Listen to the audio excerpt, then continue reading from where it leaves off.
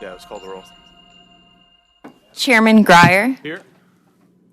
Vice Chair Riggs, Representatives Barnes, Baker, Boggs, Cups, Deaton, Gunby, Johnson, Smith, Trent,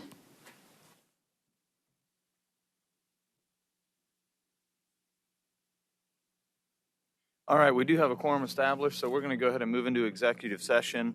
And we're going to consider 2418. I have an amendment to offer ending in .01H. It is a technical change. There was a sentence that was deleted from the original version inadvertently. We are adding that sentence back in. Is there any discussion on the amendment? Seeing none, I move for its adoption. Quick explanation. You say you deleting.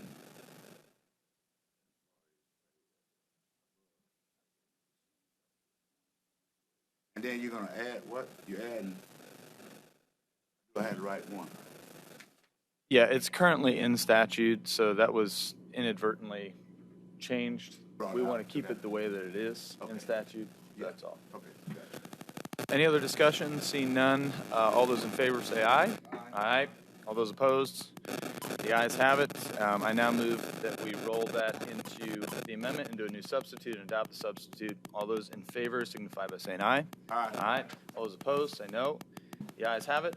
You have adopted the substitute. I now move that the House Substitute Committee for House Bill 2418 be voted do pass. Any discussion? Seeing none. Please call the roll. Chairman Grier, Aye. Vice Chair Riggs, Representatives Barnes, Yes. Baker, Aye. Boggs, Cups, Deaton, Gunby, Johnson, Smith, Trent.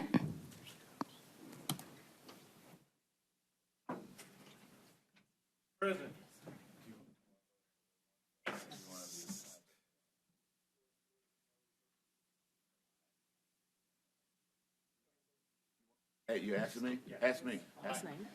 Cups,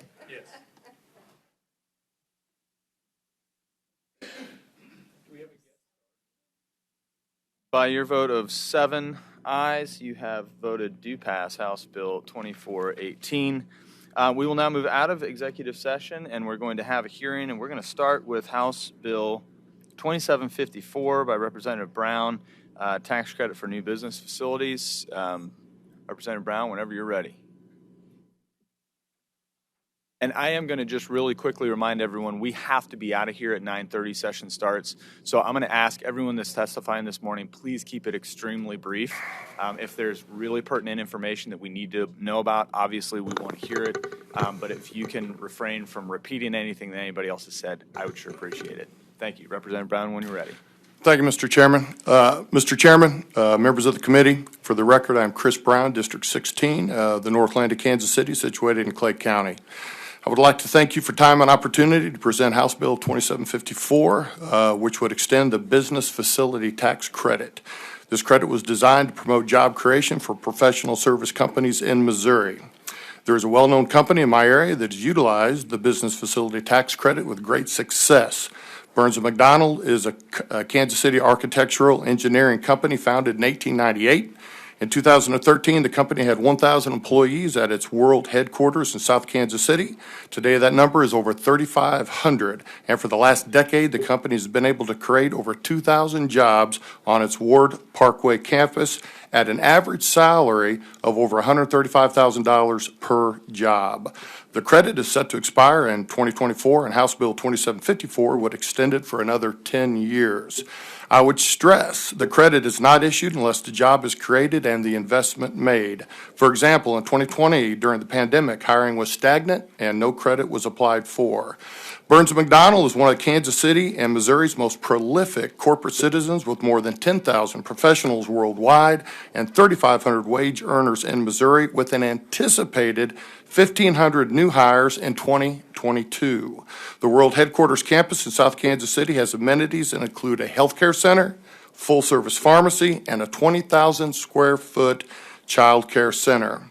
Burns & McDonnell is not only an economic multiplier for the community and state, but a leader in philanthropy and supporting education programs by donating millions to United Way chapters across America. Kansas City Business Journal listed Burns & Mac best places to work between 2006 and 21, and St. Louis Post-Dispatch top workplaces between 2013 and 2021. One simple reality exists with companies such as Burns & Mac. They are incredibly successful and are in demand. We live in a global community that is in constant competition. It is imperative the companies such as these are retained by our state. It would be an incredible loss for Kansas City and our state if Burns & Mac were to be lured away from our area. In closing, I would like to reinforce that this bill is an extension of an existing credit that has proven to work and provide an excellent return on investment. A representative from Burns & McDonnell will be testifying and can answer any of the technical questions about the bill that you may have. Thank you, Mr. Chairman, committee members. I appreciate your time, and we'll try to answer any questions that you may have. Thank you, Representative Brown. I have two questions for you. How many other companies other than Burns & Mac utilize this tax credit? I do not think there are any companies that utilize it to the extent that Burns & Mac do, but I understand that it is open to all companies who may want to take part in the program. Okay, and to what dollar amount do they utilize the tax credit? Well, I believe their initial investment is a $25 million investment, and again, that is going to be kind of dependent upon the economy. So when the economy is growing, the investment would be more, job creation would be more. If the economy is a little more flat or even stagnant, the investment is going to be less. So like I said, even in 2020, they didn't apply for a tax credit whatsoever. That is my understanding. So again, it's kind of a win-win. When things are going well with the economy, more investment is made by the company, more new hires come in. When things maybe are not as good, they do not apply for the credit. That is my understanding. But again, Average amount that they have received in tax credits? I would not know that off the top of my head, but I'm confident someone coming right behind me will be able to answer that. Okay, thank you. Other questions from the committee? Yeah, Representative Barnes, please. Just a quick follow-up. You said, so this tax credit is due to expire when? In 2024. 2024, and you want to extend it to 20? Another 10 years after that. 35? 34, 35, yes. 35? Yeah. Okay, line 15 on the bill, it says, notwithstanding the provision of this subsection, the taxpayer may be entitled to an additional 10-year period. And in addition to the 10-year period after that expire, another 10 years. Yeah. So what you're really asking for is a 20-year extension. I think the first 10 years you've mentioned has already been extended. This has already been extended at least once. So we're asking to extend it again. But again, someone's going to be able to answer that specifically. But like I said, I think it's already been extended at least once. We're asking to do it again. Well, I mean, I'm just, I'm reading it just, I don't know, but maybe he can't explain it. Oh, yeah, he will be able to. And after we extend it 10 years, and an additional 10-year period after the expiration of that additional 10-year period. Well, maybe I'm not fully Language, that's new language. Right. As far as I understand, we're just wanting to extend it another 10 after 24. Okay. That's my understanding. All right. I'm reading that the same way, Representative Barnes, so. We'll get some clarification. Yep. Yeah. Any other questions from the committee? Representative Gumby, proceed. To inquire, Mr. Chair. Good morning. Good morning. And I don't know if you can answer this. I mean, I consider myself a supporter of business. I voted for the regulatory sandbox out of this committee. A lot of my caucus did not. But we continue to hear about pro-worker, or we continue to hear about worker shortages. And so I'm just curious, and maybe the folks speaking after you can talk about this. We just voted some legislation out to cut unemployment in half in our state, and yet we're voting to extend a tax credit to a company by 10 years. So we have worker shortages, and maybe this is just more of an observation. When we're in a situation where workers have told us they don't feel valued, they don't feel valued, basically, and the idea that companies are coming back and asking for, 10 years when workers are asking for 10 weeks, I guess I'm just curious, what would happen if this did not go through? I mean, would they pick up and go somewhere else? Obviously, we put them in place to lure them here in the hopes Sure. that they get situated, they love it, and then eventually start contributing. And so as this progresses, I mean, I'm just trying to wrap my head around being pro-worker, but also being pro-business. And can you do both? Because it feels like we're going after the worker in a lot of our legislation. And so just would like you to speak to that. Well, and I don't know if I'll be able to answer your question, but I would say that you can do both. I would say certainly Burns & Mac is a company that we want to keep in Kansas City. I mean, they have a global reach. They're an incredible corporate citizen. We want to keep them in Kansas City. As far as the worker shortage, we may be talking apples to oranges here a little bit. I mean, Burns & Mac, they're hiring certainly skilled upper-end quality employees. I mean, like I said, they have an average salary of $135,000 per year. So I don't know if a rep from Burns & Mac would say they have, in particular, a worker shortage. I think when I hear worker shortage, I'm looking maybe at more entry-level stuff. And even though this may be entry-level to a degree, but it's an entry on a very high paying job. Thank you. Any other questions? Representative Baker. To inquire briefly, Mr. Chairman, just real quick, let's say hypothetically speaking that I had a construction business and I wanted to participate in this tax credit, what criteria would I have to meet to be able to partake? Gentlemen, I would not be able to answer that just right off the top of my head, but I certainly could look into it. I could get you those parameters if you'd like. And again, there may be a gentleman coming behind me that could probably answer that. I'm just curious as to why this is the only company that uses the tax credit, and if it is so narrow in the scope as far as that criteria that it only fits one company, I have major concerns about that. But I would like to hear more. So Yeah, absolutely. I appreciate Yeah. Any other questions from the committee? Seeing none, thank you, Representative. Do we have anyone here to testify in favor? House Bill 2754. Please make sure you you've got your witness form already filled out. Good for you. All right. When you're ready. Thank you, Mr. Chairman, members of the committee. I appreciate it. I'm here in support of Bill 2754. My name is Michael Brown, and I'm with Burns McDonnell Engineering Company in Kansas City. I appreciate the opportunity to speak to you today in relation to this. As stated, this particular bill is an extension of a facilities tax credit that we have been a beneficiary of for a period of time.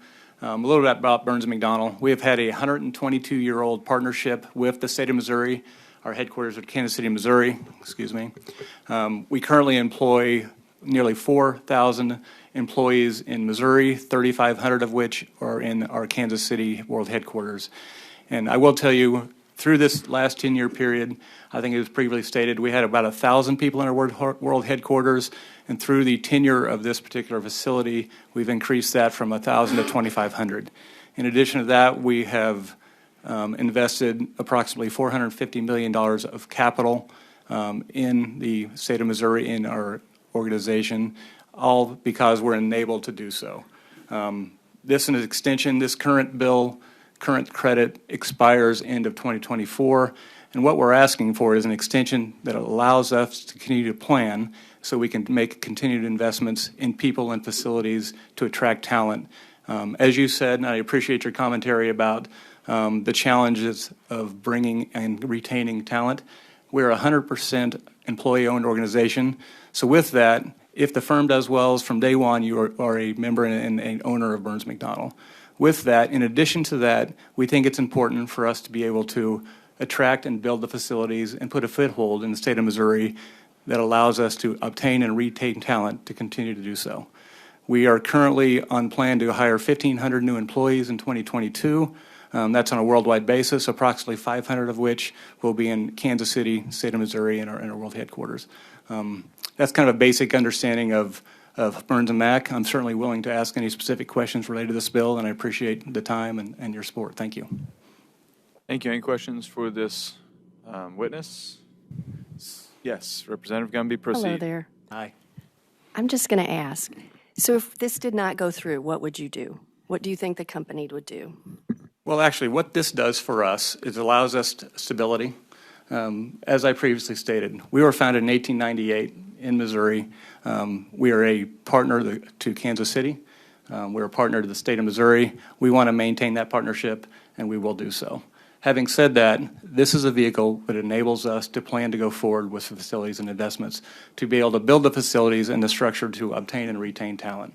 So I can't tell you specifically what we would do. I do know that we're committed to the state of Missouri, and we also know this is a program that allows us to plan for the future and continue to build that. Right, and I guess I see these tax credits as incentives, obviously. Sure. And especially for I think some of the bill said something about establishing a headquarters. So it feels like once you've established it, could this just go on forever, basically? And I don't see these necessarily that way personally. It just feels like it's a way to get something started, and then once you get your footing, you're good. And so that's my issue with this is I see companies taking advantage of these things, and then the comment I had about workers. We just went through a budget process here where people would not fund things that cost $50,000 in the budget to help certain individuals, and yet nobody blinks when it's a $12 million fiscal note. So that's my concern. Obviously, I would want you to stay. I want you to prosper. I want all of that to happen. But is this something that's just going to exist forever, I guess? Yeah, it's interesting. So first of all, thank you very much. I appreciate your comments. Sitting here today, I can't tell you necessarily what would happen. I will tell you that this is an integral part of our model, and it is an enabler for us to continue to invest. We're a 10,000 employee organization globally. Our world headquarters are in Kansas City, has been so. We will always be an integral part of the State of Missouri partnership. We'll always be an integral part of Kansas City, but I will tell you other places around the country we have very rapid growth as well. So this is something that certainly helps us to continue to grow roots in the state of Missouri, and we're bullish about the state of Missouri.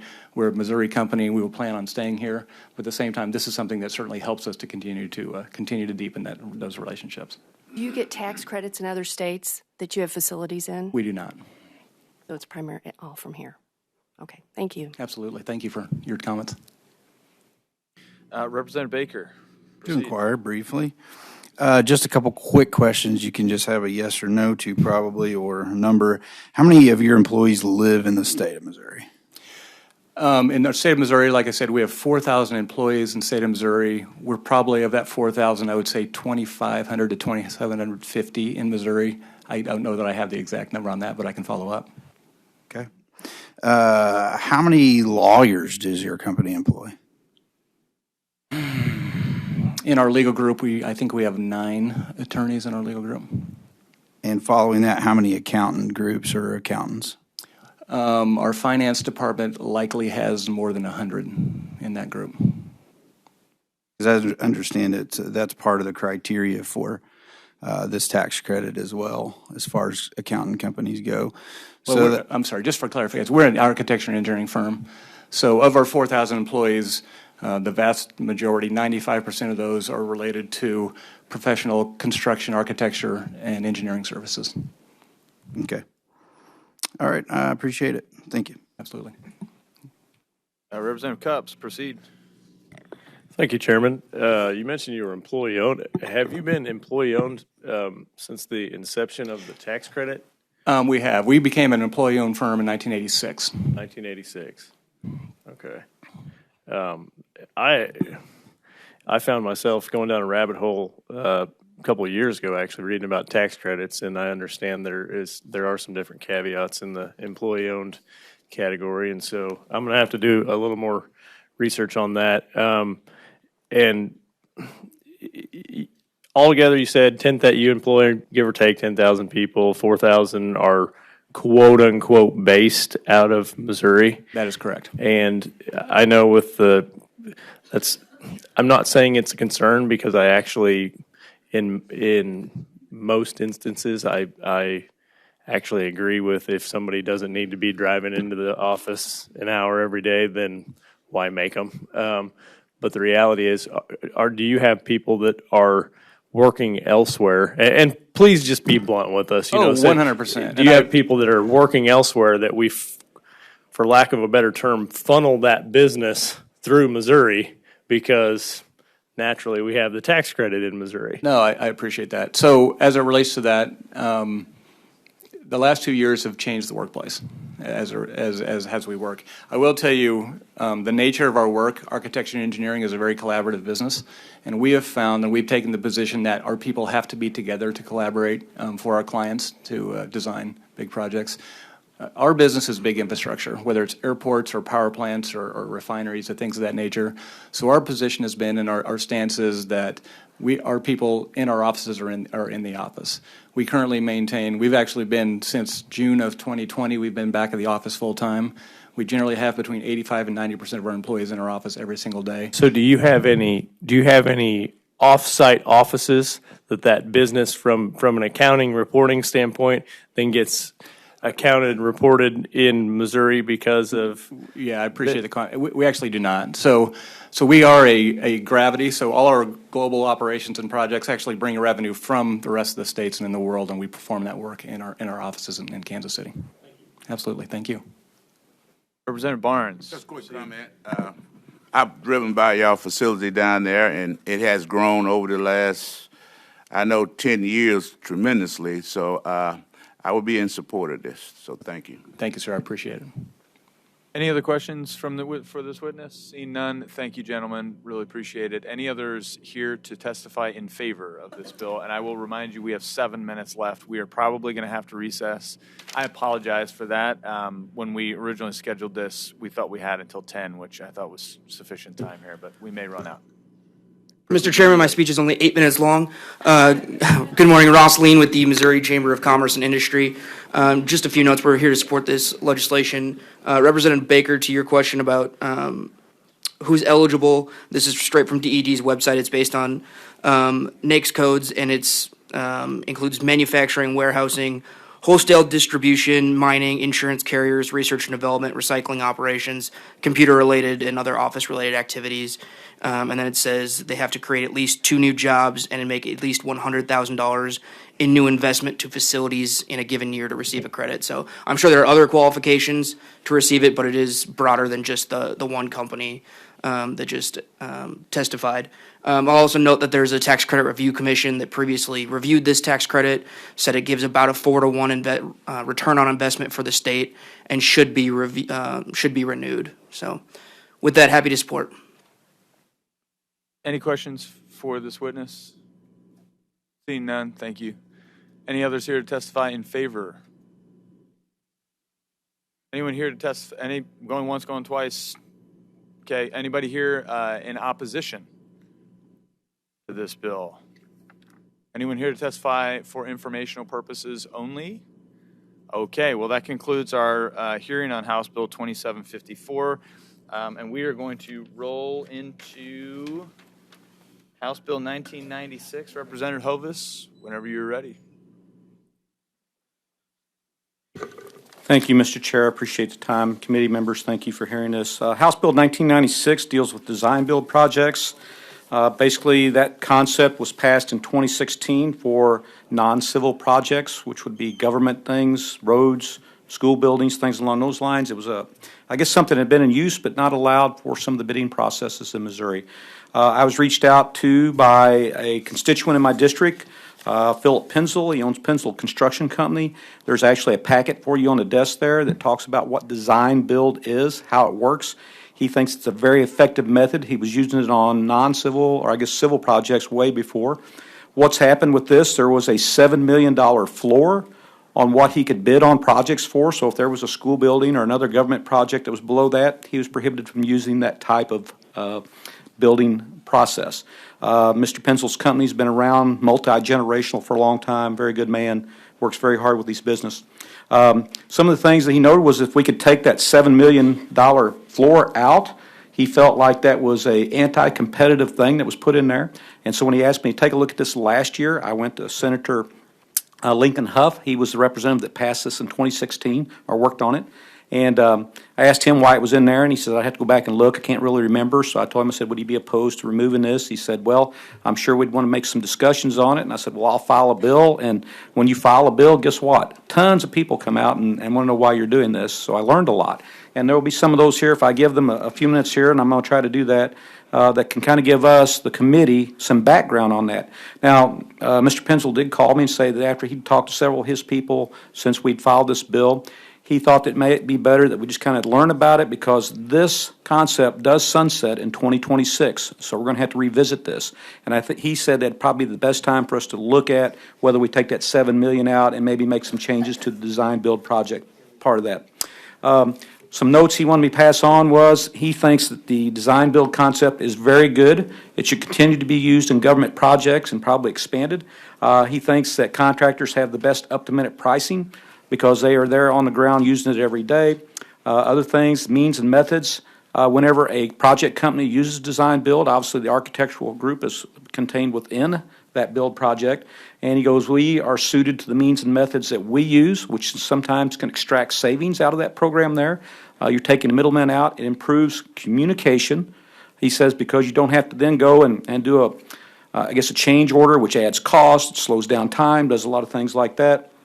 And he thinks with the better communication and working directly with the customer, overall, and almost all the contacts he's done, he says it's been an immense savings. So just wanted to get that packet out to you about the design build stuff, why we were looking at 7 million floors so that can be studied in the future, and then allow some people that were here that were originally opposed to it, but also were part of this to be able to explain why we have the $7 million floor and other things associated with I'm that. going to go ahead and cut you off there so we can let your witnesses have a chance Sounds to good, talk. and I'll let them talk about it. Anybody in favor of House Bill 1996?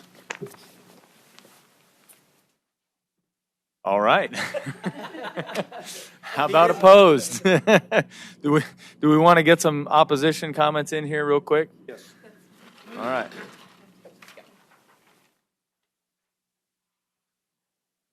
Hi, my name is Susan Pruchnicki. I'm an architect from St. Louis, and I'm here representing the American Institute of Architects Missouri chapter.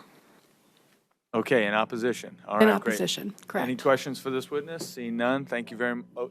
Do you have comments to make, or are you just saying you're in opposition? I'm in opposition. I can make comments if you wish. I know your time's short. Well, let's see if there's anybody else here that wants to speak in opposition first. Is there anybody else here in opposition to this bill?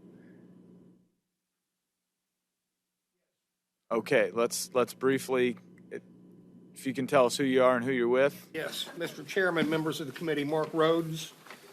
I represent the American Council of Engineering Companies Missouri chapter. We were involved in the negotiations in 2016 when this bill, when this statute became law. I will tell you that it was a much negotiated over a period of time piece of legislation that involved a lot of stakeholders.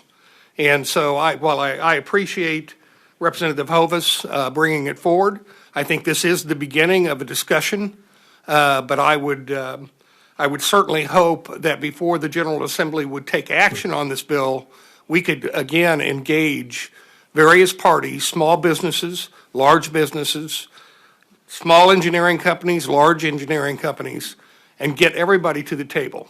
Understood. Thank you, gentlemen. Thank you. I'm going to go back to the lady here so that you have an opportunity to share some comments as well. We've got about 1 minute left. To explain why the threshold exists is that design build is a tool that we have in our industry that is utilized very well on many projects. It's best suited for larger projects.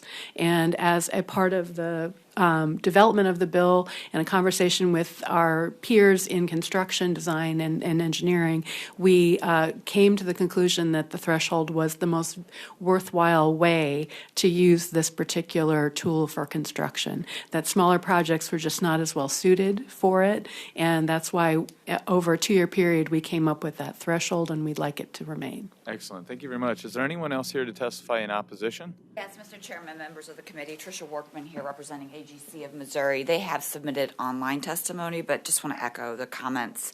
We are also part of that. We were concerned about smaller projects being authorized, that you're going to preclude a lot of smaller contractors from participating, but we'd be happy to work with the sponsor and others on developing some good legislation moving forward. Understood. Thank you very much. Is there anyone else here in opposition of this bill? Anyone here to testify for informational purposes? Seeing none, we can either come back and have comments from the committee afterwards, or we can just go ahead and adjourn. Is there anyone here that objects to adjourning? All right, wonderful. Well, that concludes our meeting on economic development.